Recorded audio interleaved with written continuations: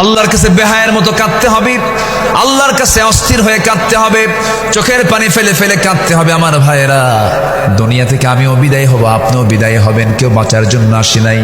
যে কোনো মুহূর্তে দুনিয়া থেকে বিদায় নিয়ে নেব। মৃত্যু কিন্তু সহজ কোনো বিষয় নয়। ইদ্রিস আলাইহিস সালাম একদিন বলছেন, আল্লাহ মৃত্যুর যন্ত্রণা কেমন আমাকে একটু দেখায় দাও তো, আমি একটু দেখতে চাই।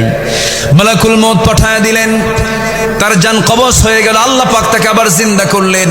এবার বলো হলো ইদ্রিস কষ্ট কেমন হয়েছে? তিনি বলছেন, আল্লাহ আমার কাছে মনে হলো আমার যখন জান কবজ হচ্ছিল, একটা জীবিত মানুষের মাথার চামড়া টেনে টেনে পা পর্যন্ত নিয়ে আসলে যত বড় না কষ্ট হয়, তার চাইতে বেশি কষ্ট আমার অনুভূত হচ্ছিল।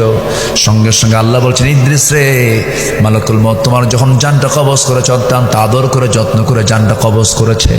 আদর যত্নের জান কবজের তীব্রতা কষ্ট যদি এমনটা হতে হয়, এমনটা কষ্ট হয়, সবার সামনে মৃত্যুর মুখে মুখে আসে না নাই বলেন? আচ্ছা, সবাই আমরা মৃত্যুর মুখে মুখে দাঁড়াবো একদিন। দুনিয়া থেকে বিদায় নিয়ে নেব।